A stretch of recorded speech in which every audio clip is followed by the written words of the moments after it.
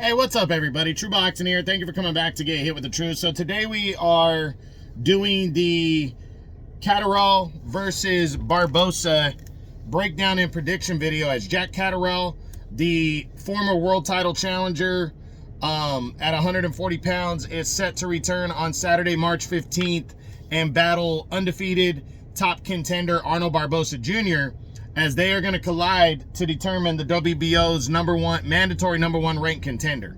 Now, before we get into that, if you could smash the like button, leave a comment, or subscribe to the channel. I really do appreciate any and all support that I can get as I continue to build my channel here.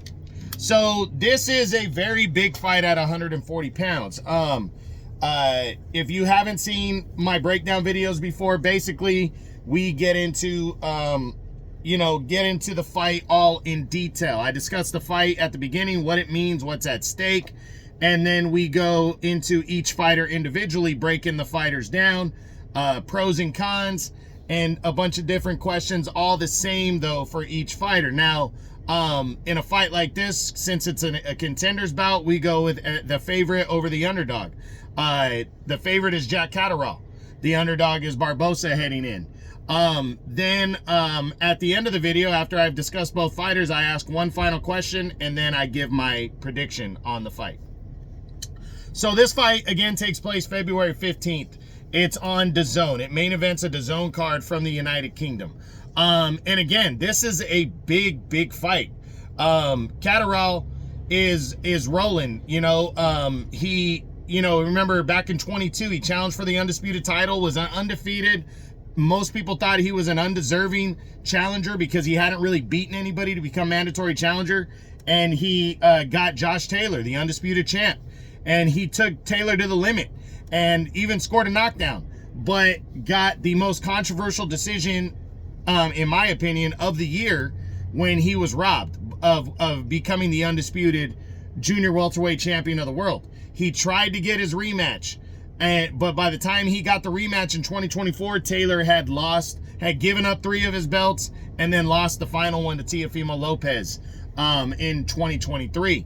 So, but he extracted his revenge, and that was big. So, and then he beats Prograis. So Catterall is rolling right now. He's ready to rock and roll. And then you got Arnold Barboza Jr. also coming off of his biggest win over Jose Ramirez. He's the number one contender right now. And these two guys have been ordered to fight Teofimo Lopez for the WBO title now. It's the mandatory order. So the winner is next in line for Teofimo Lopez. So a lot at stake here. This is major. Title shot against Teofimo. So you can't get bigger than that, very much bigger than that, and in this weight class. Teofimo's a huge name. It's for the world title. I mean, it's huge. So really big time matchup between two top quality contenders right here. Golden Boy and Matchroom coming together to make this fight it's a big deal. So let's get into now the A side. The favorite going in, Jack Catterall. Catterall, he is a moderate favorite. He's not a big time favorite. He's coming in a moderate favorite, but he is rolling. His of course, we always look back at the last 3 fights and what they've done. His last 3 fights start with Jorge Linares back in October of 2023, the former 3-division world champion.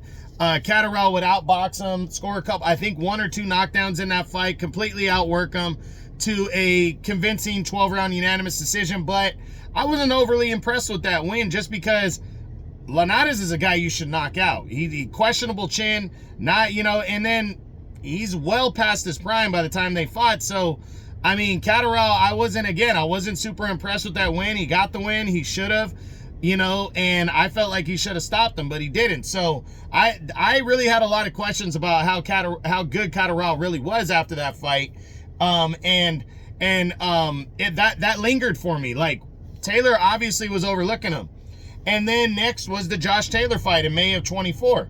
I picked Taylor to win the rematch because I felt like Taylor overlooked Catterall the first time. And in the rematch, it was a good fight. It really was a close, good fight. I had the fight a draw. But Catterall had the momentum in the fight, in my opinion. I felt like he did better had the better work and the better moments. But when push came to shove and they gave Catterall the unanimous decision, I was perfectly okay with that call simply because he got robbed the first time. So I thought that he was deserving, and it was a big win. So, and that's still the biggest win of his career now. He extracted his revenge and he beat the former undisputed champ. But he doubled down on that, and later in the year in October, he would battle Regis Prograis, the former two-time world champion. And he, in the first half of the fight, was close. I had it either even, or I had Prograis winning 4-2, and then Catterall did what he always does, took over in the second half of the fight, really controlled the action, outworked him, and outboxed him. And I had a shutout from 7-12. It was a shutout, and he won a clean unanimous decision over Prograis, and now is just sitting at at the top 3 or 4 in the division right now, and is ready for a world title shot. He's hungry. He got robbed the first time. He wants his belts now. That's the way he looks at it, like he's the uncrowned champion. So I think he's ready to rock and roll, and he wants that title fight. So what does Jack Catterall need to do to beat Arnold Barboza Jr.? Well, that's a fantastic question, because he is the younger of the two by 2 years. He's 31, Barboza is 33. But not a huge gap, because Barboza is kind of a young 33. He hasn't been fighting at the top. He hasn't been in those big grinding fights. So I think they're kind of even on that note. But he's given up 2 inches in height to Barboza and 3 inches in reach. That could or could not be significant. It just depends on how he fights. So I think Catterall needs to get on the inside and land those quick little shots that he does. I think if he does that to Barboza, and because Catterall is a shoulder roller, he's not a big-time brawler, I think he's going to be able to negate the length of Barboza, and I think he's going to be able to land shot after shot if he does that.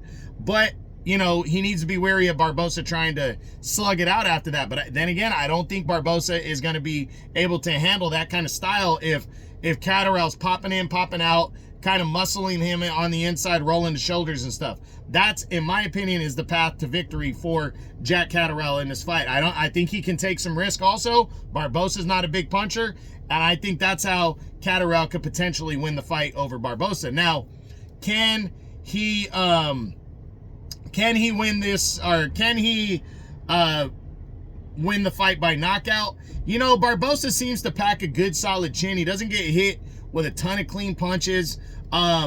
And Catterall's not a power guy. So to be honest, I'm not saying he can't win, because he has hurt guys. He has put them down. He's not a great finisher. I'm going to say maybe, but I think it's less likely. Now, can Catterall win a decision? Absolutely. I think Catterall can win a decision here. I think he can win a clean one. I think he can win a close one. So I do. Now, what is more likely? If Catterall pulls off the victory over Barboza, a knockout or a decision, absolutely think it's about 80-20, 90-10 that Catterall wins. If he wins this fight, it's going to be by a decision. That's my opinion. Again, could be close, could be a blowout. Now, what does it mean? What does a win mean for Catterall? It's almost as big as the revenge win over Taylor, because it mandates a showdown with an even bigger name than Taylor, a guy that beat Taylor for the belt, Teofimo Lopez. It all kind of ties together. It's huge. So a win is just as equal to, maybe, as the win over Taylor, because it all comes full circle for Catterall with the victory. He gets a shot at the title that he should have won, and against the guy that got the decision over the guy that he should have got the decision against in Josh Taylor. So it's huge for him. It is very huge, a victory for Catterall, because he finally gets his second crack at a title. Because remember, nobody gave Catterall a title shot. It wasn't just Taylor. After Taylor gave up 3 of his 4 belts later that year, nobody gave Jack Catterall a title shot. He's had to work hard over 3 years now to be 3 years to get to this spot, and it's going to be over 3 years in between title shots if he wins. So a win is huge for him. Now, what does a loss mean? A loss would really hurt him. I mean, it really would.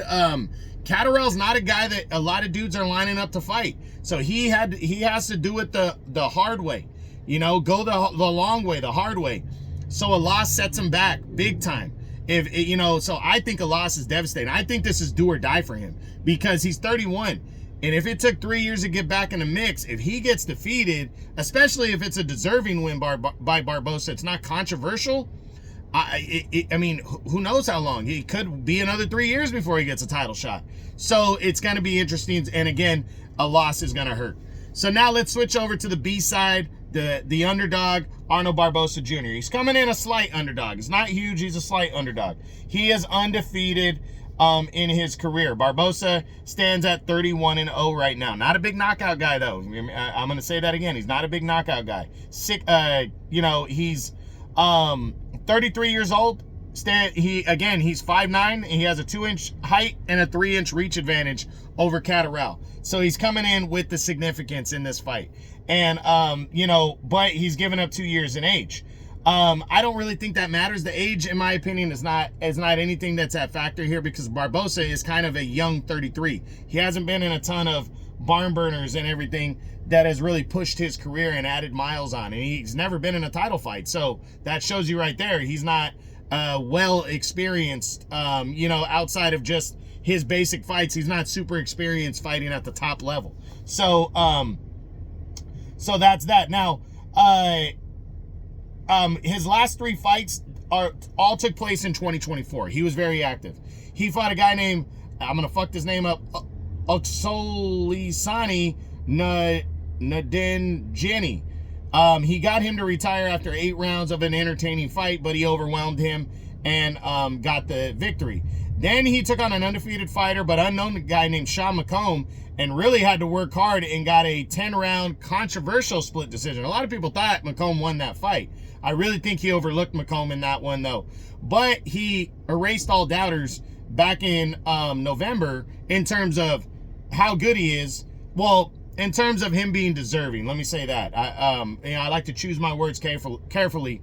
When he took on Jose Ramirez, the former unified champ, that was on the Latino night, DAZN Riyadh season card, and he went out there and got a clean but uneventful 12-round unanimous decision, but a clean one, or 10-round unanimous decision to keep himself in line for the world title shot. So rolling in, he's coming off the biggest win of his career. So he is confident. He is ready for this moment.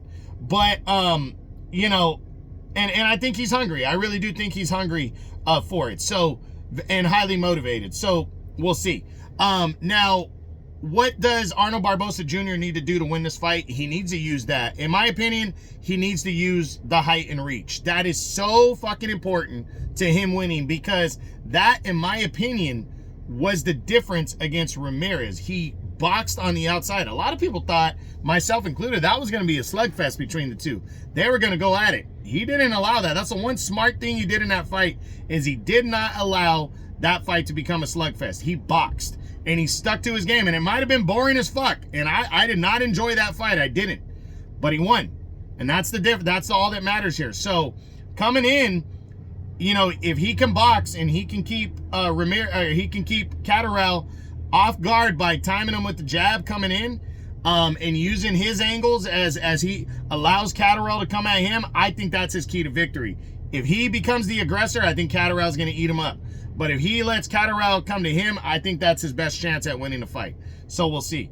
But can he win this fight by a knockout? I don't think so. Catterall has shown a great chin against Josh Taylor, against Regis Prograis, and he's been hit cleanly with some shots.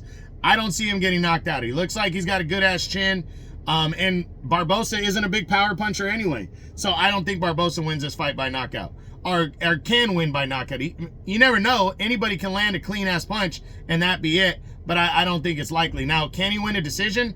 I think that's his best chance. I do think he can win a decision. I'm not sure I can see Barboza winning a 8-4 or better type decision. If he wins this fight, in my opinion, by a decision, it's going to be close. Now, so that answers the question. What's more likely, a knockout or decision for Barboza if he upsets Jack Catterall? I think it's going to be by a decision if he wins that fight. What does a win mean for Arnold Barboza Jr.? It means everything. I mean, this is what the guy's waiting for. He's been calling out to Teofimo Lopez. He's been wanting that fight, and Lopez hasn't been willing to fight. So a victory over Catterall, you could tie it with a bow and a knot. He's there. That's a title shot against Teofimo, one of the top guys. So a win means everything. It really is the biggest win of his career, and he's coming off the biggest win of his career against Jose Ramirez. But a win over Catterall now is bigger than the win over Ramirez. That's just what it is. So a win is huge, and it locks up a title shot. Now, what does a loss mean for Arnold Barboza Jr.? Depending on how he loses, it could be big, it could be bad. I honestly think it's going to hurt him if he loses this fight no matter what. You know, in terms of, because he's 33, it might take a while for him to get back into the serious mix. If he loses a close one, maybe not so much. Maybe he can get back in there quickly. But if he goes out there and gets blown out and gets just dominated against Catterall, it's going to be a slow grind, in my opinion, to get back to the top. So a win, I don't know if it's as devastating for him as Catterall, but then again, I'm kind of thinking maybe it is, because both these guys, nobody's lining up to fight them exclusively, and they're not huge names, but they're solid names that are deserving. So so it's going to be interesting to see. Now, we're at the final. The final question is it better for boxing if Jack Catterall wins this fight or if Arnold Barboza wins this fight? And I'll be honest, to me, it's a toss-up. It's a 50-50 on that one. Either way works or doesn't work. And let me get to the doesn't work first. These guys are not entertaining fighters. These guys are chess players, in my opinion. Even though Barboza's been in some entertaining fights, I think that's because the guys that he fought a technical fight against Jose Ramirez in a fight that a lot of people thought was going to be that all-Mexican showdown. And he didn't fight that way. He decided to box in that fight. And he's not a big puncher. So he is not super entertaining, you know, and Jack Catterall is even less, in my opinion, entertaining to the boxing public. He's a pure boxer. He likes to get in there, mix it up, box, you know, set traps, roll his shoulder, and he's not a big puncher. So I think it's kind of a 50-50, positive and negative.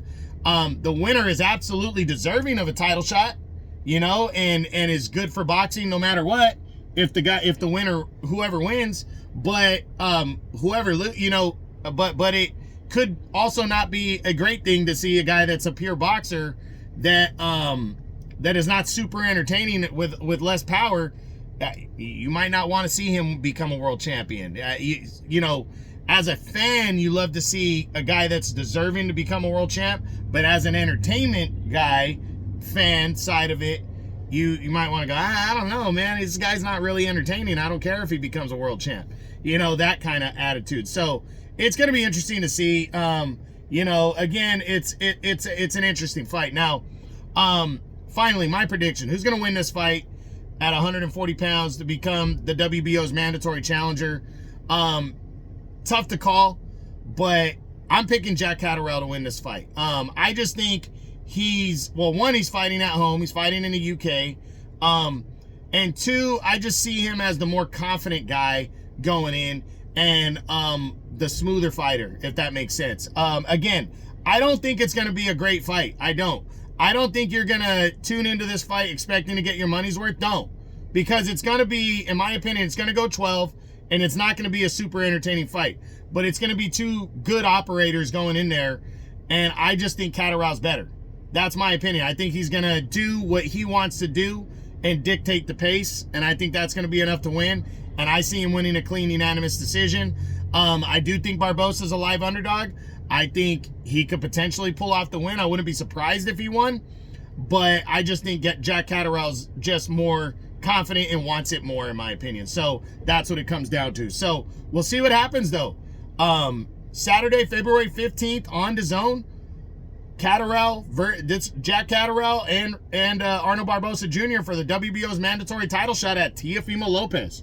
It's a big fight. So this is a Catterall versus Barboza breakdown and prediction video. I hope you enjoyed it. If you did, smash the like button, leave a comment, or subscribe to the channel. I appreciate any and all support. This is True Boxing, and you've been hit with the truth.